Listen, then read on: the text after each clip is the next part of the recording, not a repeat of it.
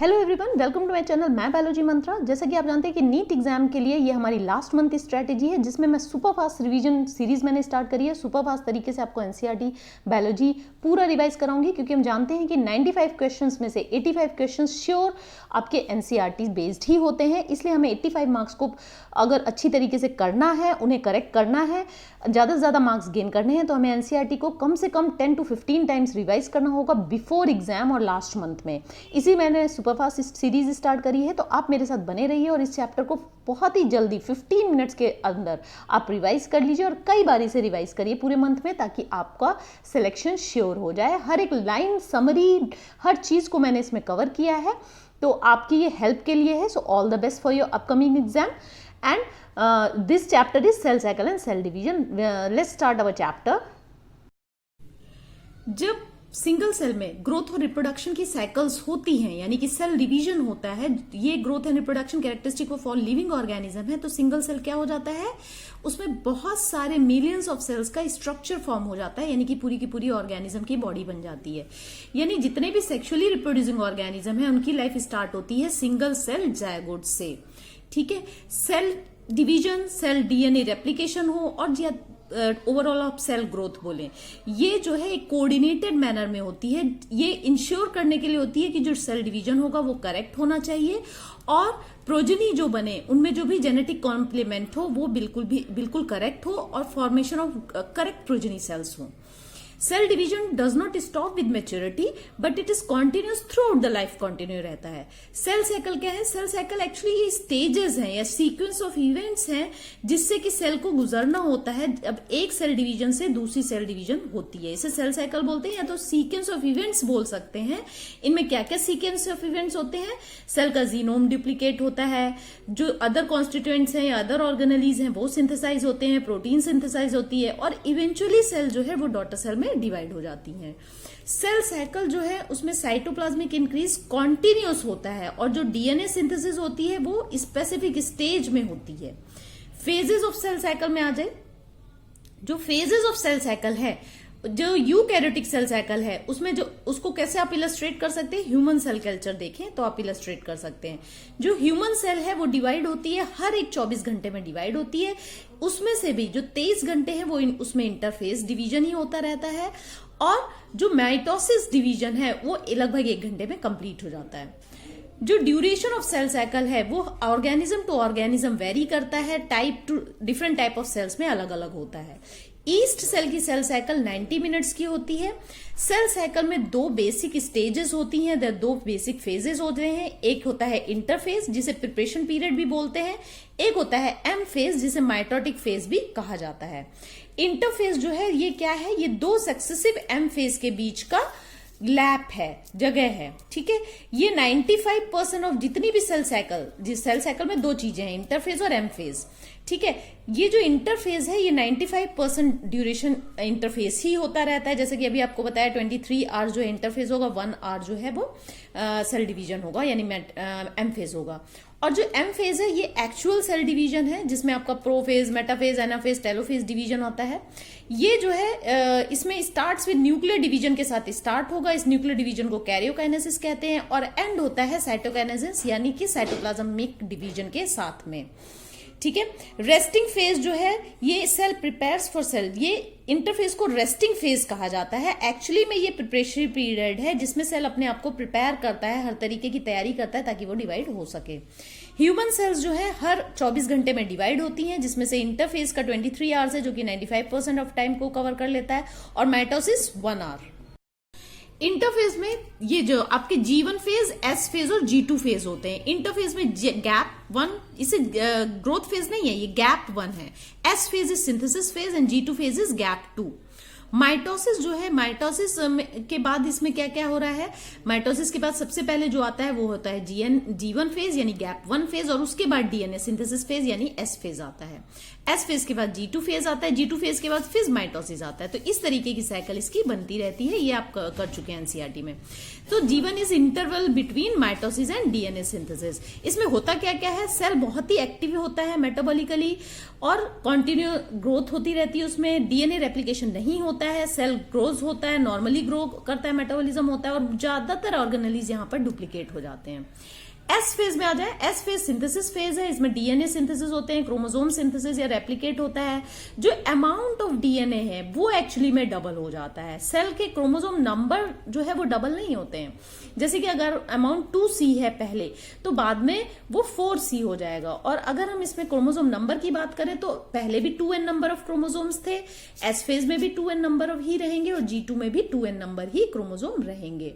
ठीक है, इसके बाद हम G2 फेज में आ जाए, यानी गैप 2। इसमें सेल ग्रोथ होती है, कंटिन्यू होती रहती है, प्रोटीन सिंथेसिस जो भी नेसेसरी है सेल डिवीजन के लिए वो होती है, माइटोसिस के लिए, और साइटोप्लाज्मिक ग्रोथ तो होती ही रहती है।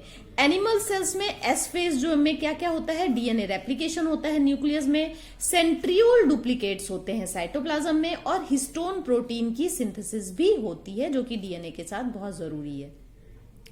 अगर हम अनियन रूट टिप का एग्जांपल लें, अनियन रूट टिप में जब माइटोसिस होती है तो उसमें क्रोमोसोम नंबर अनियन सेल में कितने होते हैं, 16।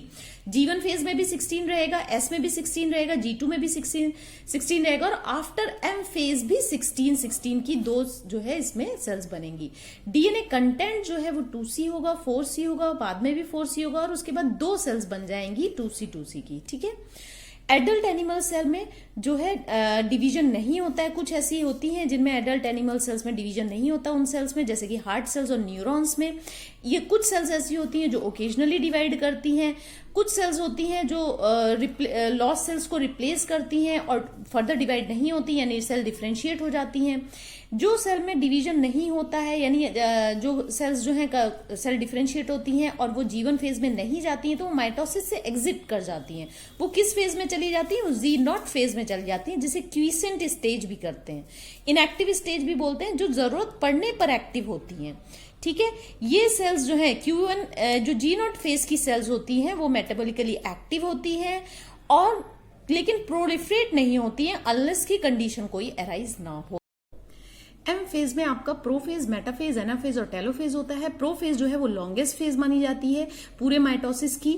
ये इसमें कंडेंसेशन ऑफ क्रोमैटिन नेटवर्क होता है, वो अनटेंगल्ड होते हैं और क्या फॉर्म करते हैं, क्रोमोसोम। क्रोमोसोम का इस टाइप का स्ट्रक्चर होता है, 2 क्रोमेटिड होते हैं, बीच में सेंट्रोमेयर होता है।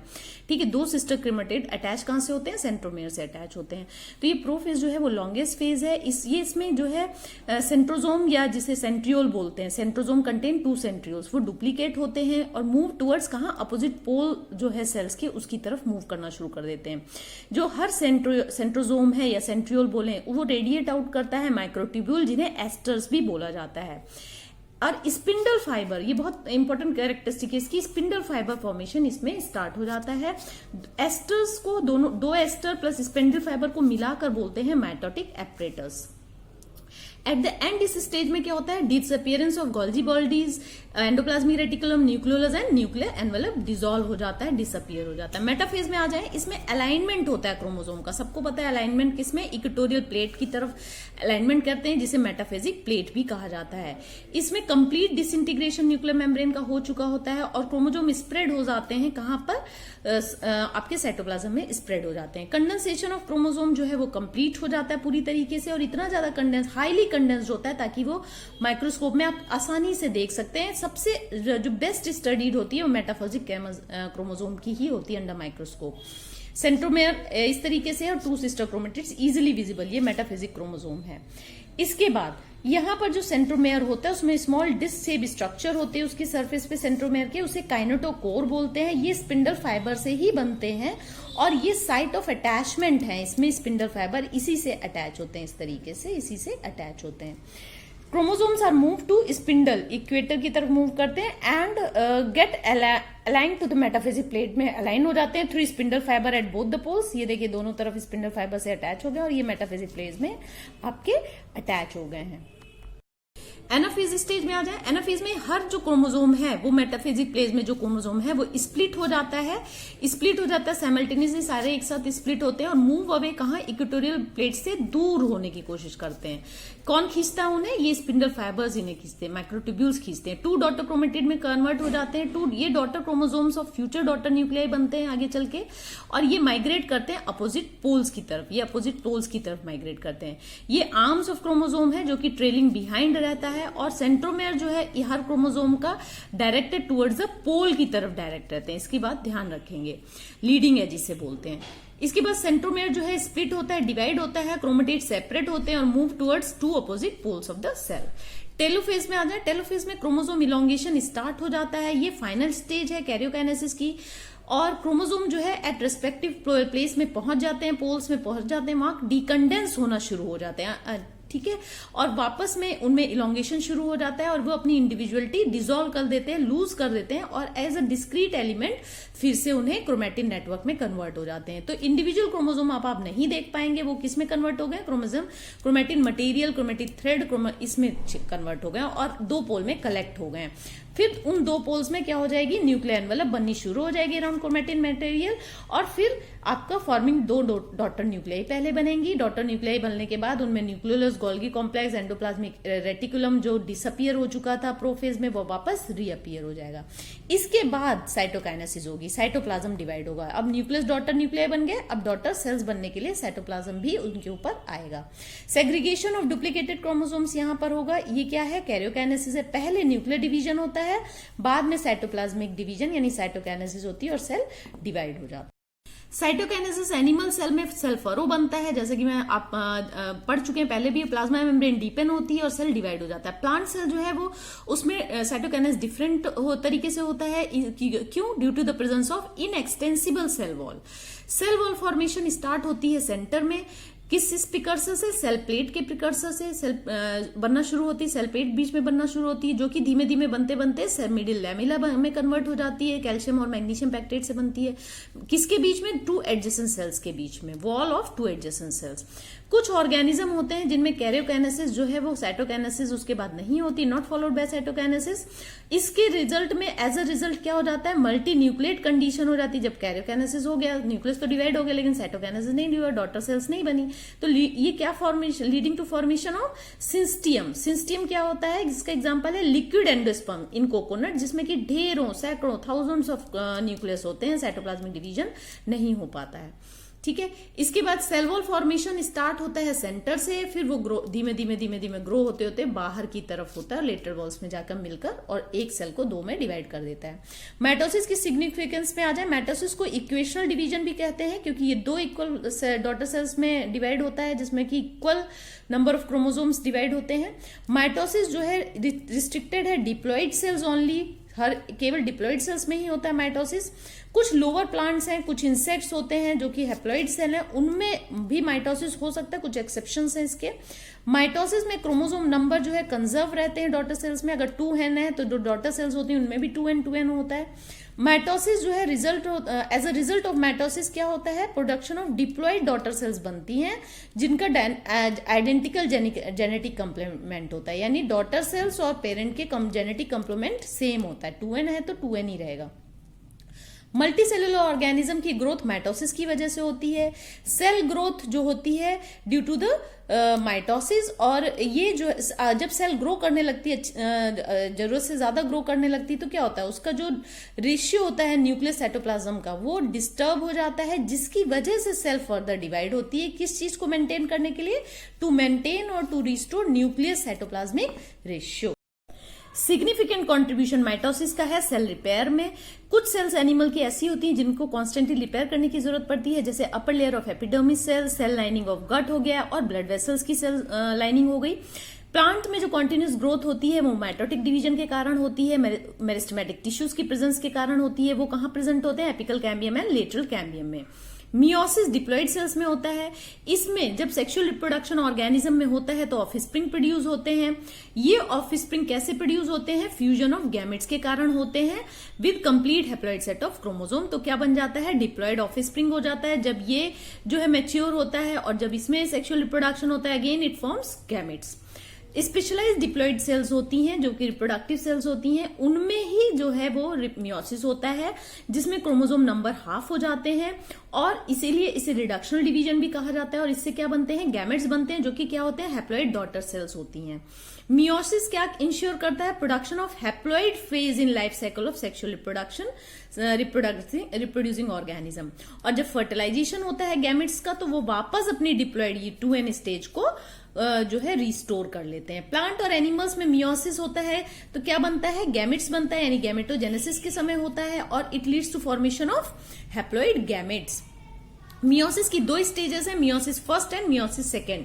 मियोसिस की ये 2 सीक्वेंशियल साइकिल्स हैं न्यूक्लियर और सेल डिवीजन की, जिनमें लेकिन डीएनए रेप्लिकेशन केवल एक ही साइकिल में होता है। प्रोफेज फर्स्ट, मेटाफेज फर्स्ट होता है, एनाफेज फर्स्ट होता है, टेलोफेज फर्स्ट होता है, फिर इंटरकाइनेसिस होता है। मेटाफेज फर्स्ट और मियोसिस फर्स्ट और मियोसिस सेकेंड के बीच में क्या होता है, इंटरकाइनेसिस, जो कि शॉर्ट लिव्ड स्टेज है। प्रोफेज सेकंड आ जाता है, मेटाफेज सेकंड आ जाता है, एनाफेज सेकंड आ जाता है एंड फाइनली टेलोफेज सेकंड। यानी 2n diploid state of sales लेकर चलते हैं। इसमें रिडक्शनल डिवीजन हुआ, क्रोमोसोम नंबर हाफ हो गए, 2 डॉटर सेल्स बनी। ये मियोसिस फर्स्ट की कंडीशन है।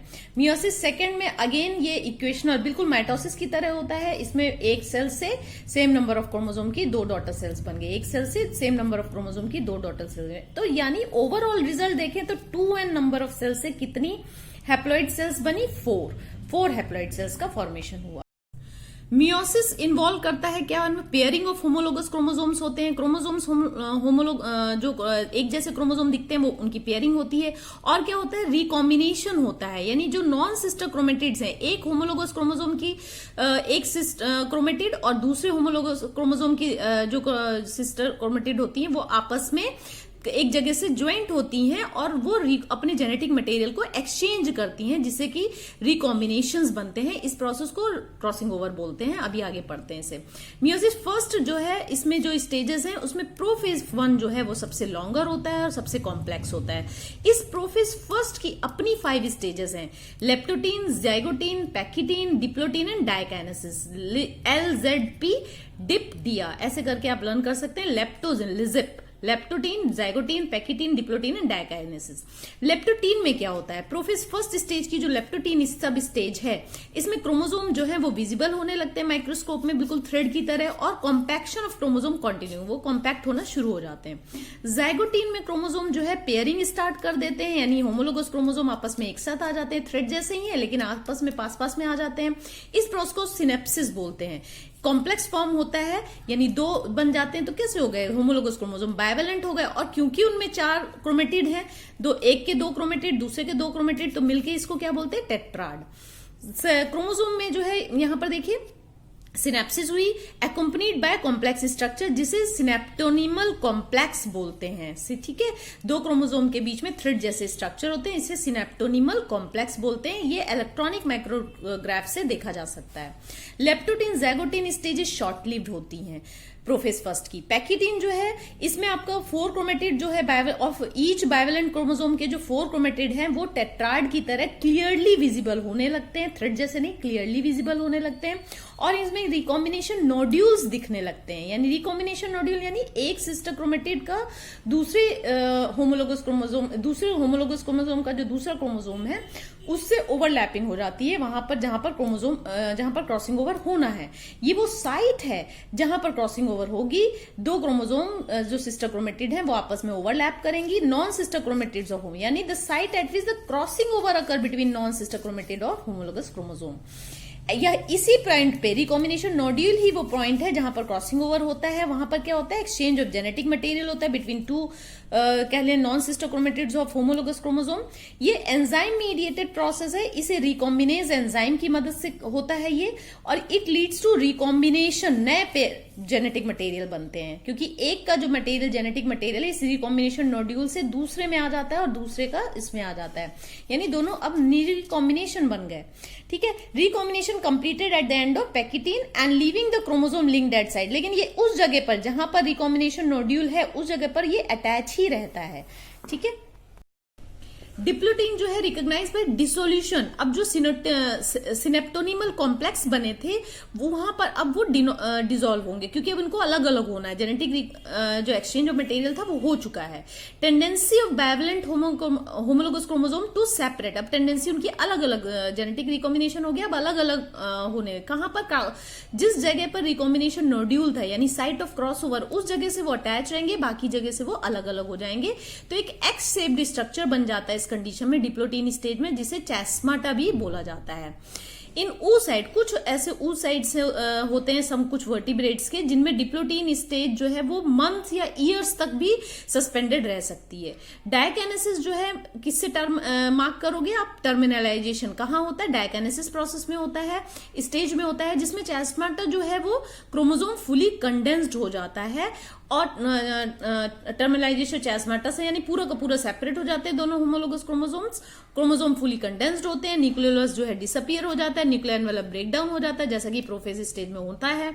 डायकाइनेसिस एक ट्रांसिशन है, मेटाफेज स्टेज है, मेटाफेज प्रोफेज फर्स्ट का एंड है और मेटाफेज की बिगिनिंग है।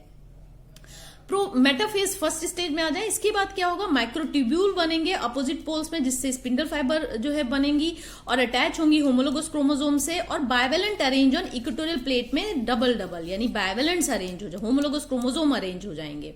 इसके बाद होमोलोगस क्रोमोसोम जो है वो सेपरेट हो जाएंगे, sister chromatid remain associated, homologous chromosome break नहीं होंगे। एक होमोलोगस क्रोमोसोम यानी एक पेयर है, एक इधर चला जाएगा और एक इधर चला जाएगा, कैसे, due to construction of that microtubule, जो कि क्योंकि दोनों के क्रोमोसोम के सेंट्रोमेयर से स्पिंडल फाइबर से वो अटैच है, और जब स्पिंडल फाइबर माइक्रोट्यूब्यूल कॉन्ट्रैक्ट करेंगे तो वो क्रोमोसोम्स को अपनी अपनी तरफ, पोल्स की तरफ खींचेंगे, यानी homologous chromosome move to opposite pole with the chromatid, और each pole receive half number of chromosome. Homologous में 2 क्रोमोसोम थे, एक इधर चला गया, एक इधर चला गया। टेलोफेज में क्या होगा, न्यूक्लियर मेम्ब्रेन और न्यूक्लियोलस रीअपियर हो जाएगा जैसा कि होता है। उसके बाद साइटोकाइनेसिस होगी और डैड 2 सेल्स बन जाएंगी, मैं स्टार्टिंग में दिखा चुकी हूँ। प्रोफेज सेकेंड स्टेज स्टार्ट होगी, इन दोनों के बीच में एक स्टेज होती है जिसे कि इंटरकाइनेसिस भी बोलते हैं, वो सभी स्टेजेस के बीच में नहीं होती, कहीं कहीं होती है, ठीक है। तो इंटरकाइनेसिस स्टेज आती है। प्रोफेज सेकंड के बाद में immediately after cytokinesis chromosome fully elongated, nuclear membrane disappear, फिर से प्रोफेज में हमेशा होती है, अगेन कॉम्पैक्ट हो जाते हैं क्रोमोसोम। मेटाफेज फर्स्ट में क्या होगा, माइक्रोट्यूब्यूल फ्रॉम अपोजिट पोल्स, फिर माइक्रोट्यूब्यूल, अब की बार क्या होगा, अब एक एक क्रोमोसोम है, ठीक है। अब एक एक क्रोमोसोम जो है स्पिंडल फाइबर से अटैच है सेंट्रोमेयर से, तो अब वो due to contraction of that sister, ये आपका काइनेटोकोर्स या जब बोलें कि आप माइक्रोट्यूब्यूल्स, स्पिंडल फाइबर खींचेंगे और सेंट्रोमेयर ब्रेक होगा और एक एक क्रोमेटिड दोनों तरफ चले जाएंगे। एनाफेज जो है सेकंड स्प्लिटिंग ऑफ सेंट्रोमेयर हो जाएगा, अलाइंग मूव टुवर्ड्स द, तो यानी मेटाफेज में ये जैसे कि पहले अटैच होते थे, आपका इक्वेटोरियल प्लेट बनाते थे, वो पूरी सिंगल क्रोमोसोम्स की इक्वेटोरियल प्लेट बनाएंगे, स्पिंडल फाइबर सेंट्रोमेयर से अटैच हो जाएंगे, सेंट्रोमेयर से कहां से अटैच होंगे, काइनेटोकोर से अटैच होंगे।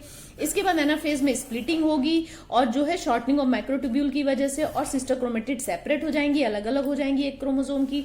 टेलोफेज में 2 ग्रुप ऑफ क्रोमोसोम जो है न्यूक्लियर मेम्ब्रेन से इनक्लोज हो जाएंगे। इसके बाद साइटोकाइनेसिस होगी और टेट्राड ऑफ 4 सेल्स या 4 हैप्लॉइड सेल्स फॉर्म होंगे। मियोसिस सेकेंड जो है वो माइटोसिस के जैसा ही होता है। सिग्निफिकेंस ऑफ मियोसिस की सिग्निफिकेंस देख लेते हैं। ये स्पेसिफिक क्रोमोसोम एक पर्टिकुलर स्पीशीज में, अगर मान लीजिए ह्यूमन सेल्स में 46 नंबर ऑफ क्रोमोसोम है, तो हर ह्यूमन में 46 नंबर क्रोमोसोम को कंजर्व रखने की जो फेनोमिना है, जो वो मियोसिस करता है, ये इसकी सिग्निफिकेंट प्रॉपर्टी है। ये जेनेटिक वेरिएबल, क्योंकि रिकॉम्बिनेशन होता है तो जेनेटिक वेरिएबल इंक्रीज करता है पॉपुलेशन में, एक जनरेशन से नेक्स्ट जनरेशन में, इट लीड्स टू वेरिएशन, और आगे चल के यही इवोल्यूशन का कारण बनता है। This is the end of the chapter. ये मैंने बहुत ही क्विक रिवीजन करा दिया है, आप इसको बार बार देखेंगे और बार बार इसको रिवाइज करेंगे, ताकि ये चैप्टर का, ये इसमें मैंने एनसीईआरटी की कोई भी लाइन, इवन समरी तक को मैंने ध्यान में रखकर बनाया है, कोई भी ऐसी चीज नहीं है जो मैंने स्किप की हो। आप इसमें पूरी तरीके से बिलीव कर सकते हैं, इसे बार बार रिवाइज कर सकते हैं, और all the best for your upcoming exam. और कोई भी क्वेश्चन आपसे सेल डिवीजन का नहीं छूट पाएगा। Okay, all the best.